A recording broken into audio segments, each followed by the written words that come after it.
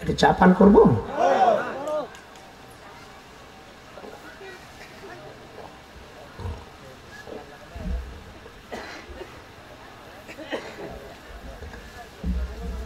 আসেন তো।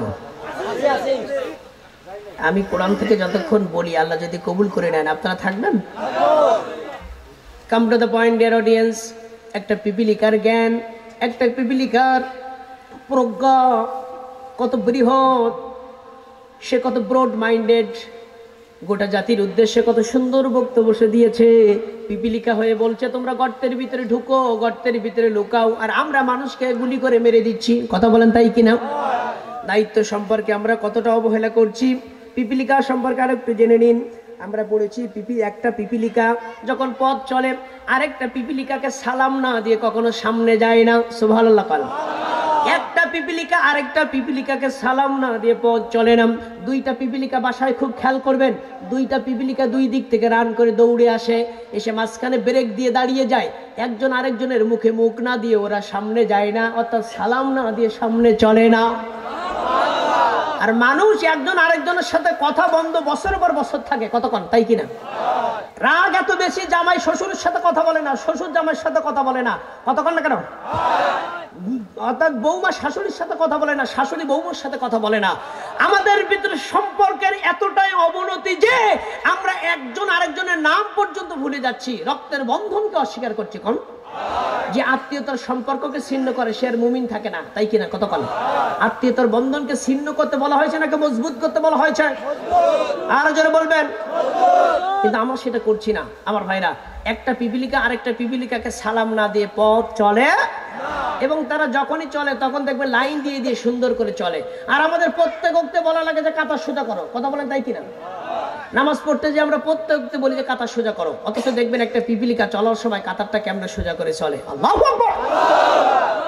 একটা পিপিলিকা যখন কোথাও খাবারের সন্ধান পায় তখন সে একা খাবারটা খায় না, এই খাবারটা তার সবাই মিলে খায়। আল্লাহু আকবার।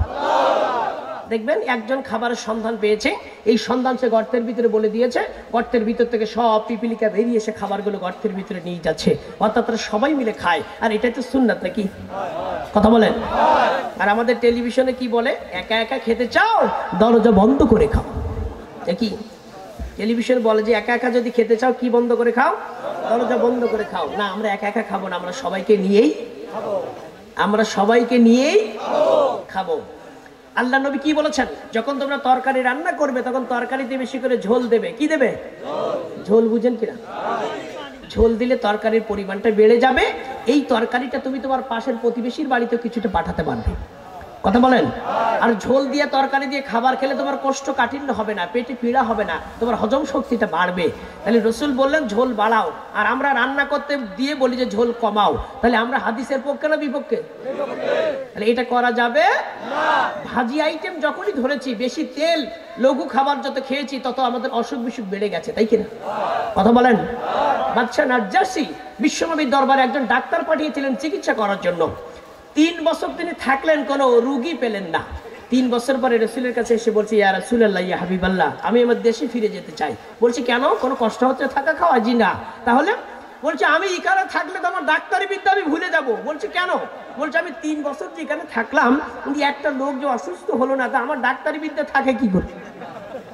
আল্লাহ নবী বললেন যে ওরা আমাকে আদর্শ হিসেবে মানে। লাকাদ কানা লাকুম ফি রাসূলিল্লাহি উসওয়াতুন হাসানাহ। কথা কার? সূরা আহজাবের 21তম আয়াতে আল্লাহ বলছেন তোমাদের রাসূলের ভিতরে রয়েছে তোমাদের জন্য উত্তম আদর্শ। রাসূল বলেছেন যে তোমরা যদি লিমিট খাওয়া দাওয়া করো, পরিমাণ মতো খাওয়া দাওয়া করো, তাহলে তোমাদের জীবনটা ব্যালেন্স হিসেবে চলবে, ব্যালেন্স করে চলবে, এলোমেলো হবে না। কোরআনে বলছে সমস্ত রোগের মহা ঔষধ হচ্ছে মধু আর কালো জিরা। শুধু মৃত্যু ছাড়া পৃথিবীতে যত রোগ আছে, শুধু মরণ ছাড়া আর যত রোগ আছে, সমস্ত রোগের মহা ঔষধ হচ্ছে মধু এবং কালো জিরা। কোনো ব্যক্তি যদি সকালে উঠে খালি পেটে মধু এবং কালো জিরা একসাথে করে যদি সে পান করে, তাহলে তার মৃত্যু ছাড়া পৃথিবীতে যত রোগ আছে সমস্ত রোগ নিরাময় হয়ে যাবে। মধুও চিনি না, কালো জিরাও চিনি না, খালি ডাক্তার কবিরাজ এই দরবার ওই দরবার। কথা সত্য না মিথ্যা? আমরা তো রাসূলকে মানি না, আল্লাহকেও মানি না। কষ্ট হচ্ছে নাকি? আমি কিন্তু একটা বিষয় একবারে টুকটাক সব বিষয়ে ফিনিশিং দিয়ে যাই। আপনার একটা টপিকসের উপর আমি কথা বলবো আর আপনি বুঝবেন না, শুধু প্লেন কথা বলে যাব এই ব্যক্তি আমি নই। 6666 আয়াতের ভিতরে 1000 আয়াতে আল্লাহ শুধু উদাহরণ দিয়েছেন। কোন সুবহানাল্লাহ, 1000 আয়াতে শুধু উদাহরণই দিয়েছেন আল্লাহ রাব্বুল আলামিন। সুতরাং আমরা কোরআনটা বুঝবো উদাহরণ দিয়ে। কি কোরআনটা কি দিয়ে বুঝবো? তাহলে পিপিলিকারা একা খাবার খায় না, সবাইকে নিয়ে খায়। আল্লাহু আকবার। শুধু তাই না, কোনো সমস্যা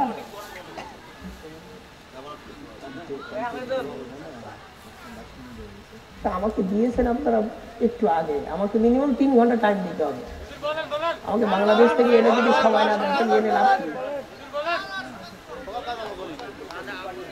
কিন্তু এটা তো আপনারা আমাকে দিয়েছেন কখন?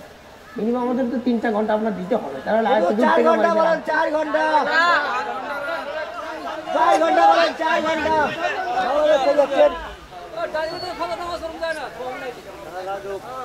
আমার ভাইরা সাইলেন্ট প্লিজ। তাহলে পিপিলিকা একা খাবার খাচ্ছে না, সবাইকে নিয়ে খাচ্ছে। সুবহানাল্লাহ বলেন। শুধু তাই না, পিপিলিকাদের ভিতরে ইউনিটি দেখুন। আল্লাহ রাব্বুল আলামিন কোরআনে বলছেন লা তাফাররাকু, তোমরা পৃথক হয়ে যেও না, দল উপদলে বিভক্ত হয়ে যেও না।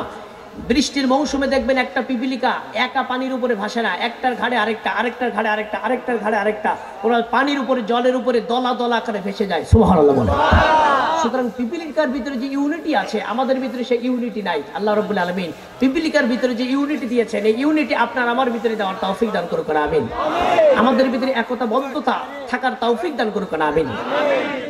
পিপিলিকার রানী বক্তব্য শুনে সুলাইমান নবী আল্লাহ শুকরিয়া করলেন। আল্লাহ কোরআন থেকে বলছেন ফাতাবাসসামা দাহিকাম মিন কওলিহা ওয়া ক্বালা রাব্বি আউজিনি আন আশকুরা নি'মাতাকাল্লাতী আন'আমতা আলাইয়া ওয়া আলা ওয়ালিদাইয়া ওয়া আন আ'মালা সালিহান তারদাহু ওয়া আদখিলনি বিরহমাতিকা ফি ইবাদিকাস সালিহিন। সুলাইমান নবী পিপিলিকার বক্তব্য শুনে মুস্কি একটা হাসি দিলেন এবং মহান আল্লাহ শুকরিয়া করলেন, আল্লাহ এই পিপিলিকার বক্তব্য আমি বুঝেছি, আমার পিতামাতাকে এই নিয়ামত তুমি দিয়েছিলে, সুতরাং আল্লাহ তোমার নিয়ামতের শুকরিয়া করার তৌফিক আমাকে দাও এবং তোমার ইবাদুর রহমান জান্নাতি বান্দাদের ভিতরে আমি সুলাইমান আমাকে শামিল করে নাও। সুলাইমান নবী পাখিদের লাইনটা ঘুরে ঘুরে দেখছেন। পরন্ত বিকালে আল্লাহ কোরআন থেকে বলছেন তাফাক্কাদাত তায়র ফাকালা মা লিয়া লা আরাল হুদহুদা আম কানা মিনাল গায়বিন। সুলাইমান নবী পাখিদের লাইনটা ঘুরে ঘুরে দেখতেছেন। হঠাৎ করে হুদহুদ পাখিকে তিনি দেখলেন না। লা আরাল হুদহুদা আম কানা মিনাল গায়বিন।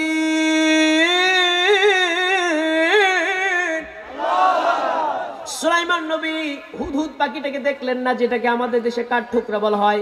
কাঠের ভিতরে ঠোক দিয়ে বাসা বানায়। এইটা সুলাইমান নবীর ছিল ইঞ্জিনিয়ার, পানি সম্পদ মন্ত্রী। সুলাইমান নবী কোথাও গেলে উজুর পানির দরকার হলে বলতেন হুদহুদ মাটি পরীক্ষা করে বলো এখানে কত ফিট নিচে পানির লেয়ার পাওয়া যাবে। হুদহুদের এতটাই ভূতত্ত্বের জ্ঞান আল্লাহ দিয়েছেন। হুদহুদ পাখি যখন মাটির ভিতরে বালুর ভিতরে তার ঠোঁটটা ঢুকিয়ে দিতেন, আল্লাহ রাব্বুল আলামিন যেমন ভূমিকম্পের সতর্ক সংকেত রিক্টার স্কেলে তুলে দেয়, জ্বরের তাপমাত্রা থার্মোমিটারে তুলে দেয়, সেম একই কায়দায় পানি কত গভীরে আছে এটা আল্লাহ পাখিকে জানিয়ে দিতেন। এই পাখি সুলাইমান নবীর ইঞ্জিনিয়ার, পানি সম্পদ মন্ত্রী। একদিন পরন্ত বিকালে সুলাইমান নবী মরুভূমির বুকে উজু করবেন, আসরের নামাজ পড়বেন, কিন্তু পাখি লাপাত্তা, পাখির কোনো খবর নাই। সুলাইমান নবী বললেন লা আরাল হুদহুদা, আমি হুদহুদকে কেন দেখি না? আম কানা মিনাল গায়বিন, সে গায়েব, সে অদৃশ্য, সে অ্যাবসেন্ট নাকি, সে অনুপস্থিত নাকি? কেন আমি পাখিকে দেখি না? পাখি আমার উজুর পানি দেয়নি, কোথায় গেল? সে তো আমার কাছে ছুটিও নেয়নি।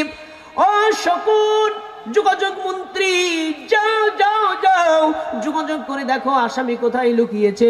আর পুলিশ ইন্সপেক্টর মিস্টার বাস পাখি, তুমি আসামিকে অ্যারেস্ট করে নিয়ে এসো। শকুনকে যোগাযোগ মন্ত্রীর দায়িত্ব কেন দেওয়া হলো?